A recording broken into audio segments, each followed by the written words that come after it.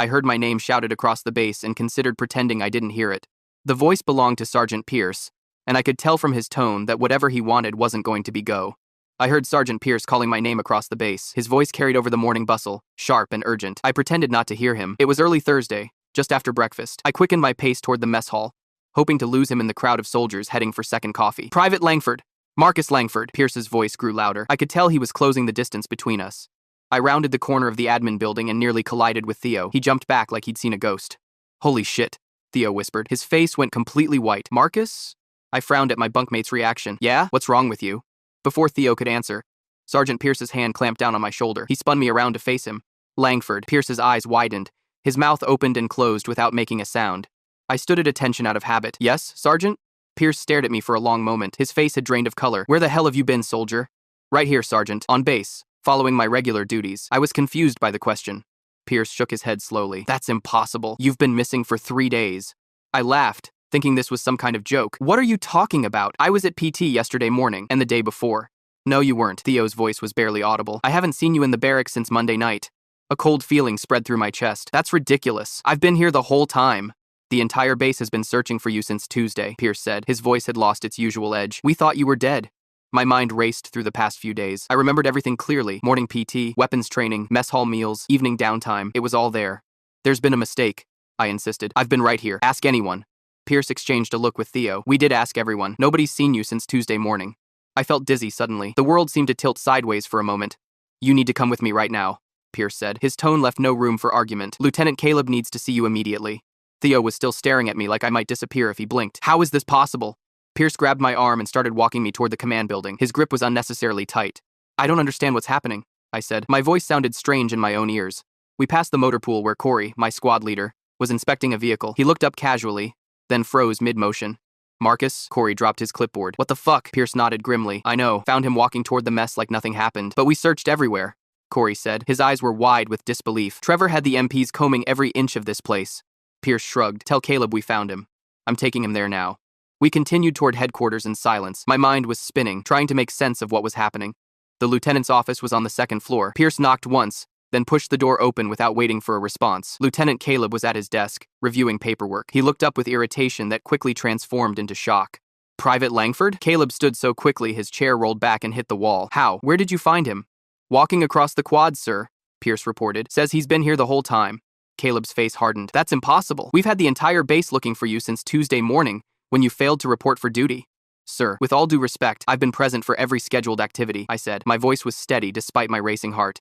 Caleb pulled a thick file folder from his desk. My name was written across the tab in red marker. Then perhaps you can explain this. He opened the folder and spread several official-looking documents across the desk. You've been AWOL since Tuesday morning. I stared at the paperwork. My name and serial number were on every page. This is a missing person report filed Wednesday evening after a full day of searching, Caleb continued. He pointed to another document. And this is a preliminary death certificate dated yesterday afternoon. I picked up the death certificate with trembling hands. It stated I had drowned in the river that ran along the eastern edge of the base. I've never even been to the river, I said. I've never participated in water training here. Lieutenant Caleb and Sergeant Pierce exchanged a look I couldn't interpret. Someone has been impersonating me, I said. It was the only explanation that made sense. Someone has been pretending to be me for the past 3 days. Or you're lying about where you've been, Caleb said. His voice was cold. Either way, we're going to get to the bottom of this. I stared at the death certificate in disbelief. My name, my serial number, my entire identity reduced to a piece of paper declaring me dead. According to this, your body was recovered from the eastern tributary yesterday morning, Lieutenant Caleb said. His voice was cold and clinical. I shook my head. That's impossible. I was at weapons maintenance yesterday morning with Rodriguez and Chen. Trevor, the head of the MPs who'd been searching for me, entered the office without knocking. His eyes widened when he saw me. Holy shit, he whispered. You're actually alive. Lieutenant Caleb gestured for Trevor to sit. Tell Private Langford about the search operation. Trevor ran a hand through his hair. We had 20 men combing the entire base for 3 days straight, checked every building, every vehicle, even the perimeter fences. And, Caleb prompted. Nothing, not a single trace. Trevor leaned forward, studying my face. It was like you vanished into thin air. Sergeant Pierce crossed his arms. We need to get him checked out medically. Could be amnesia or some psychological break. I felt a surge of frustration. I'm not crazy. I've been here the whole time. Caleb picked up his phone and made a quick call. Dr. Grant will see you immediately. Pierce, escort him to medical. The walk to the medical building was tense. Soldiers stopped and stared as we passed. Some looked shocked, others suspicious. Dr. Grant was waiting for us at the entrance. He was a stern man with 20 years of military service behind him. "So our dead man walks," he said, gesturing for me to follow him inside. "Let's see what we're dealing with." The examination was thorough. Blood tests, reflexes, pupil dilation, the works. Dr. Grant asked questions about my medical history that only I would know. "Physically, you're in perfect health," he concluded after an hour. "No signs of injury, trauma, or exposure." "Because I haven't been missing," I insisted. "I've been right here." Dr. Grant exchanged a look with Pierce. "If you drowned in that river, there would be evidence. Water in the lungs, bruising, something." "Can I go back to my barracks now?" I asked. Pierce shook his head. "Lieutenant wants you to speak with Captain Reed first, Intelligence Division." Captain Reed was waiting in a small conference room. He was tall and lean, with the sharp eyes of someone who missed nothing. "Private Langford," he said, not offering his hand. "I understand we have a situation." "Yes, sir. Everyone thinks I've been missing, but I haven't been." Reed nodded to someone behind me. I turned to see Theo enter the room, looking uncomfortable. "Tell me about Langford's bunk," Reed instructed him. Theo cleared his throat. "It was untouched for 3 days. Bed made exactly like he left it Monday night. His toothbrush was dry. His shower kit hadn't been used." "That's not possible," I said. "I slept there every night." Reed opened a laptop. "We pulled security footage from around the base. You don't appear on a single camera after Tuesday morning." He turned the screen toward me. The footage showed the mess hall from Wednesday breakfast. I could see everyone from my unit, but not me. "This is insane," I whispered. A knock at the door interrupted us. A security officer named Blake entered, holding something in his hand. "Sir, we found something strange," he said to Reed. 2 identical ID cards with Langford's information. He placed them side by side on the table. They were exactly the same. My photo, my name, my information. "One was in his locker," Blake explained. "The other was found near the river where the search was concentrated." Reed's expression hardened. "Get Alana from communications in here now." Alana arrived minutes later with a tablet. She pulled up my digital records without making eye contact with me. "There are conflicting logs," she said. "According to the mess hall scanner, Private Langford got breakfast Tuesday, Wednesday, and Thursday. But according to the barracks log, he never entered or exited after Monday night." I felt sick. Someone's been pretending to be me, living my life while everyone thought I was dead. Reed nodded slowly. "That's our working theory. But how and why?" A technician named Terrell arrived next with more evidence. We analyzed fingerprints from Langford's belongings. There are 2 distinct sets, both matching his prints in the system, but with subtle differences. Reed turned back to his laptop. "Look at this footage from Wednesday's PT session." The video showed someone who looked exactly like me doing push-ups with my unit. Every movement, every mannerism was perfect. "That's not me," I said, though it was like watching myself in a mirror. "I don't know who that is, but it's not me." Reed closed the laptop. "We're dealing with something unprecedented, Private. Someone has been impersonating you with remarkable precision." "What happens now?" I asked. "We find them," Reed said simply, "and we figure out how the hell they managed to become you." The room fell silent as the implications sank in. Someone had stolen my identity so completely that even my closest friends couldn't tell the difference. "There's one more person who needs to evaluate you," Reed said. "Dr. Brixton from psychiatry is waiting." Dr. Brixton was older, with kind eyes that didn't match his rigid posture. He spent 2 hours asking me detailed questions about my childhood, my training, my daily routine. "No memory gaps," he concluded to Reed afterward. "No signs of dissociation or psychosis. Either he's telling the truth, or he's the most convincing liar I've ever evaluated." I was exhausted by the time they finished with me. My entire existence was being questioned, my reality torn apart. "We'll continue this investigation tomorrow," Reed said. "For tonight, you'll stay in a secure room under observation." As they escorted me out, I caught a glimpse of a bulletin board with my face on it. Below my photo were the words, "Missing, presumed dead." Someone had been living my life while I was being mourned, and I was determined to find out who. I was in the mess hall the next morning when I saw him. Me, my exact double, sitting 3 tables away with my unit. I froze with my tray in my hands. No one else seemed to notice anything strange. The imposter laughed at something Chen said, his mannerisms perfectly mirroring my own. I set my tray down and moved toward him slowly. My heart hammered against my ribs as I approached the table. The imposter looked up casually, then his eyes widened in recognition. He saw me. He knew who I was. He bolted from the table so fast his chair crashed to the floor. Several soldiers turned to look as he sprinted toward the exit. "Stop him," I shouted, breaking into a run. "That's the imposter." The mess hall erupted into chaos. People stood up, confused by the sight of 2 identical men. The imposter shoved his way through the crowd. I pursued him through the double doors and out into the morning sunlight. He was fast, exactly as fast as me. An alarm blared across the base. Someone had triggered the security protocol.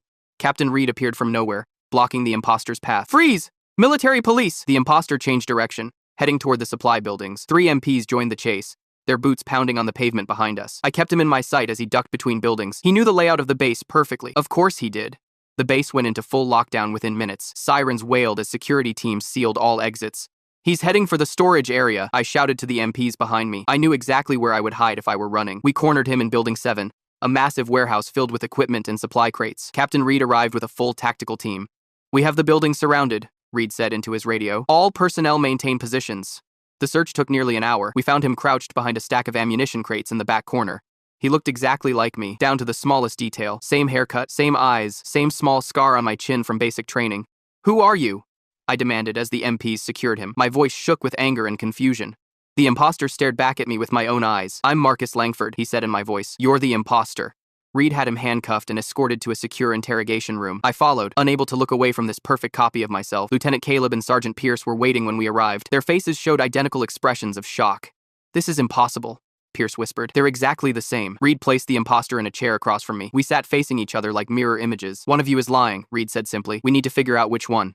The interrogation lasted hours. Reed asked questions only the real Marcus Langford would know. Childhood memories, training experiences, personal details. The imposter answered every question correctly. He knew about my mother's death when I was 14. He knew about the fishing trip with my father when I was 9. He knew things no imposter could possibly know. My first kiss, my greatest fears, the name of my childhood dog. This isn't possible, Reed muttered, stepping out of the room to make a call. They both check out perfectly. A woman arrived that evening. Dr. Nyla Patel introduced herself as a research scientist from a government facility I'd never heard of. I need to examine both subjects immediately, she said to Reed. Her voice was clipped and professional. Separately, they took the imposter first. I waited under guard for 3 hours before they came for me. Dr. Patel ran a series of tests. Blood work, DNA sampling, brain scans, fingerprinting. Her face revealed nothing as she worked. The results are conclusive, she announced to Reed and Caleb the next morning. They are biologically identical in every way. That's not possible, Lieutenant Caleb insisted. Identical twins don't even have the same fingerprints. Dr. Patel's expression remained neutral. I didn't say they were identical twins. I said they were biologically identical. Same person. The room fell silent as everyone processed this information. I felt sick to my stomach.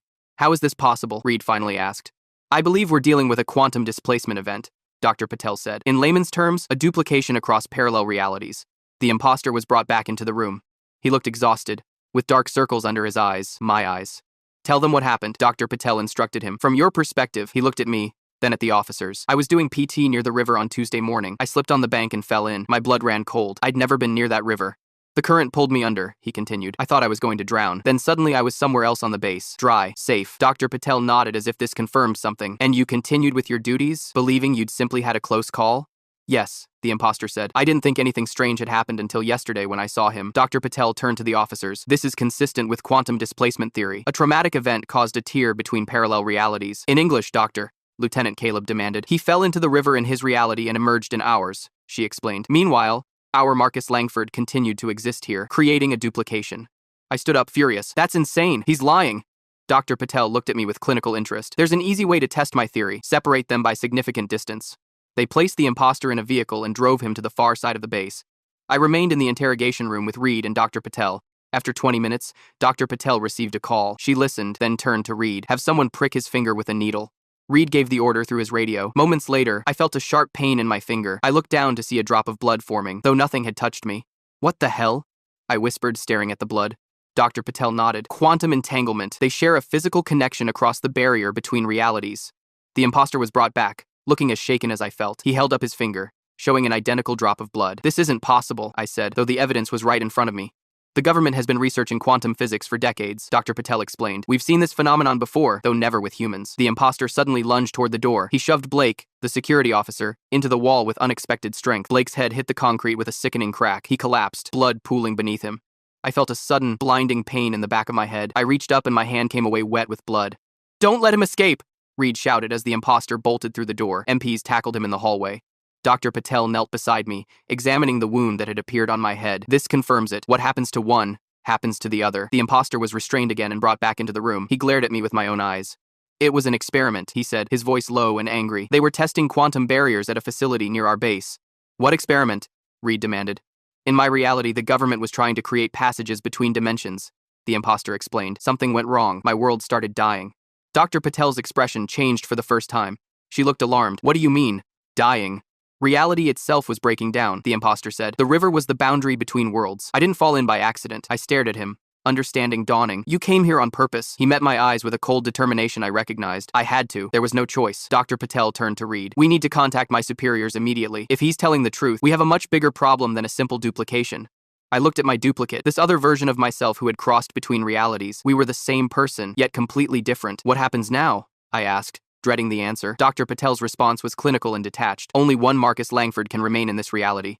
Dr. Nyla's words hung in the air like a death sentence. Only one Marcus could remain in this reality. The room fell silent as everyone processed what that meant. How do we decide which one stays? Lieutenant Caleb finally asked. His face was grim in the harsh fluorescent light. Dr. Nyla adjusted her glasses. That's not a scientific decision. It's a military one. A heated debate broke out among the officers. Captain Reed argued that the original Marcus should stay since this was his reality. Lieutenant Caleb countered that they couldn't be certain which one was actually original. I sat across from my duplicate, both of us handcuffed to our chairs. We locked eyes across the table. You know, I'm the real one, I said quietly. This is my world. The imposter leaned forward. I've been here longer than you realize. I remember everything about your life because it's my life too. Dr. Nyla interrupted our exchange. Both of you will undergo extensive testing to determine quantum signatures. Until then, you'll be kept in separate, secured facilities. They took the imposter away first. I remained under guard until Chaplain Stefan arrived late that evening. Stefan was older than most on base, with 20 years of military service behind him. He sat across from me in the small holding room. How are you holding up, son? He asked. His voice was steady and calm. How would you feel if someone stole your entire identity? I shot back. If everyone questioned whether you were really you? Stefan nodded slowly. An existential crisis of the highest order. Your very existence is being challenged. I slumped in my chair. I know I'm me. I've always been me. But now there's another me who remembers the same childhood, the same training, everything. Faith isn't just about God, Stefan said. Sometimes it's about having faith in yourself when everything else is uncertain. His words provided little comfort as I was escorted to a secure room for the night. I barely slept, tormented by thoughts of my duplicate, lying in an identical room somewhere else on base. The next morning, Terrell arrived with a tablet displaying complex molecular diagrams. His expression was excited as he spoke to Dr. Nyla. We found something, he said. Microscopic differences in cellular structure between them. It's subtle but definitive. Dr. Nyla studied the results with intense concentration. This matches my quantum signature analysis. One of them has a slightly different atomic resonance. Captain Reed looked between them impatiently. In plain English, Doctor, we can identify which Marcus belongs to this reality, Dr. Nyla explained. The quantum signatures don't lie. My heart raced as they brought the imposter back into the room. He looked as exhausted as I felt. We've determined which of you is the original Marcus Langford from this reality, Dr. Nyla announced. She turned to me. It's you. Relief flooded through me so powerfully I nearly collapsed. I knew it, I whispered. The imposter's face fell. For the first time, I saw genuine fear in his eyes. My eyes. What happens to me? He asked quietly. Dr. Nyla's expression softened slightly. Your cellular structure is degrading in this reality. Even if we did nothing, you would eventually fade away. How long? He asked. Days, perhaps a week, she replied, and it would be painful. The imposter nodded slowly, accepting his fate. My world was already dying when I crossed over. Reality itself was breaking down. The quantum experiment, Dr. Nyla said. It created tiers between dimensions. They were trying to find escape routes, the imposter explained. My crossing was an accident, but not entirely unplanned. I studied my duplicate with new understanding. You were just trying to survive. He met my gaze. Wouldn't you have done the same? That afternoon, Dr. Nyla explained the quantum reconciliation procedure. It would merge our physical forms and consolidate our consciousnesses. Will I remember everything? I asked. His memories too? Theoretically, yes, she said. You'll retain your primary identity but gain his experiences as well. The imposter requested a moment alone with me before the procedure. The guards allowed it but remained just outside the door. I'm sorry, he said once we were alone. I never meant to steal your life. I nodded. I understand now. You were desperate. We're the same person, he said, just shaped by slightly different circumstances. We shared memories of our childhood, finding small differences in our parallel lives. His father had died when he was 12. Mine had lived until I was 17. I joined the military for the same reasons you did, he said. To find purpose, to belong somewhere. Dr. Nyla returned with her team. It's time. They escorted us to a specialized chamber that had been hastily constructed in one of the research buildings. It looked like something from a science fiction movie. The procedure will take approximately 30 minutes, Dr. Nyla explained. You'll both be conscious throughout. We were placed on opposite sides of the chamber. Technicians attached sensors to our temples and wrists. Are you ready? Dr. Nyla asked from behind a control panel. I looked at my duplicate one last time. He nodded at me, a gesture of acceptance. Yes, I said. Dr. Nyla activated the chamber. A low hum filled the air as bright light began to build around us. The light grew more intense until I could see nothing else. I felt a strange pulling sensation, as if something was being drawn out of me and pushed back in simultaneously. There was no pain, just a profound sense of wholeness spreading through my body. When the light finally faded, I was alone in the chamber. The duplicate was gone, but he wasn't really gone. I could remember everything, his memories, his experiences, his final moments in his dying world. They existed alongside my own memories, distinct but integrated. Dr. Nyla approached cautiously. Marcus, how do you feel? Complete, I said. The word felt right. I remember everything, both lives. The days that followed were strange but oddly peaceful. I returned to my duties with a new perspective. The base gradually returned to normal, the incident classified at the highest levels. Sometimes at night, I dreamed of that other world, the one slowly unraveling at the seams. I remembered the fear of watching reality itself break down around me, but I also remembered the relief of finding safety here. In this stable reality, both memories were mine now. Sergeant Pierce approached me in the mess hall a week later. How are you adjusting, Langford? I considered the question carefully. Better than expected, Sergeant. He nodded, clearly uncomfortable with the whole situation. Good to have you back. The real you. I smiled slightly. I am the real me, just with a broader perspective now. As Pierce walked away, I realized I was grateful for this strange second chance. I was Marcus Langford, the only Marcus Langford in this reality, and that was enough.